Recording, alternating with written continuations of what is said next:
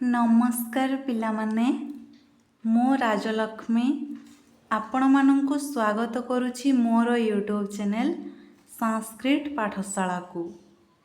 तो पिलामाने आजिर वीडियो रे आमे माने रु मात्रा एवं शब्द गठन विषय रे पढ़िबु। ठीक अछि। तो एही ठारे देख पिलामाने रु मात्रा करे हणत प्लस रु समान करे रु कृ। ठीक अच्छी। तापरे देख खरे हणत प्लस रु समान खरे रु कृ। गरे हणत प्लस रु समान गरे रु ग्रु। सही पई कौन हेबो घृ त्रु छ्रु ज्रु झृ ट्रु ठ्रु ड्रु ढृ हणरु त्रु थ्रु द्रु। तापरे देख ध्रु नृ प्रु फ्रु ब्रु भ्रु मृ ऋ लृ सृ सृ सृ हृ। ठीक अच्छी। एहीपरि स्पष्ट भावरे उच्चारण करी पढ़िबो। तापरे देख रु मात्रा लगे एबे संस्कृत शब्द गठन करिबा। तो प्रथम शब्द मु नेछि कृपा करे रु परे आकार कृपा पढ़ी पारुछ पिला माने। तो ताकु भांगिले कोन हेबो करे हणत प्लस रु प्लस परे हणत प्लस आ समान कृपा। तो ओडिया अर्थ भी मु साइड रे लिखि देछि। देख कृपार अर्थ कोन दया बा करुणा।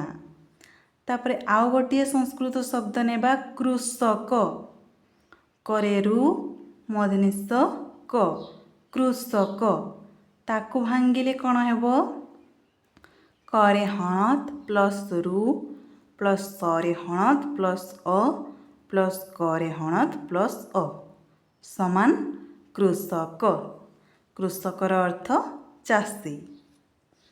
तापरे आउ गोटे शब्द नेबा मृग मरे रु ग मृग। ताकु भांगिले मरे हणत प्लस रु प्लस गरे हणत प्लस अ मृग। मृगर अर्थ हरिण। आउ गोटे शब्द नेबा वृक्ष बरे रु क्ष वृक्ष। तो ताकु भांगिले कोन हेबो बरे हणत प्लस रु प्लस क्षरे हणत प्लस अ समान वृक्ष। वृक्षर अर्थ कोन गछ। तापरे आउ गोटे शब्द नेबा गृह गरे रु ह गृह पढ़ी पारुछ पिला माने गृह। ताकु भांगिले गरे हणत प्लस रु प्लस हरे हणत प्लस अ समान गृह। गृहर अर्थ घर। ठीक अच्छे पिला माने।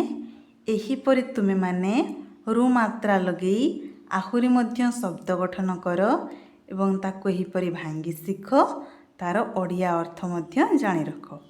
ठीक अच्छे। आजिर वीडियो रे एतिकी। तो पिला माने जदि तुम मानंकु मो पाठ पढ़ा भल लागुची तेबे वीडियो को गोटे लाइक करिवो एवं नुआ करी चैनल टी को देखुथिले चैनल को सब्सक्राइब करे नेबो। रहुची नमस्कार।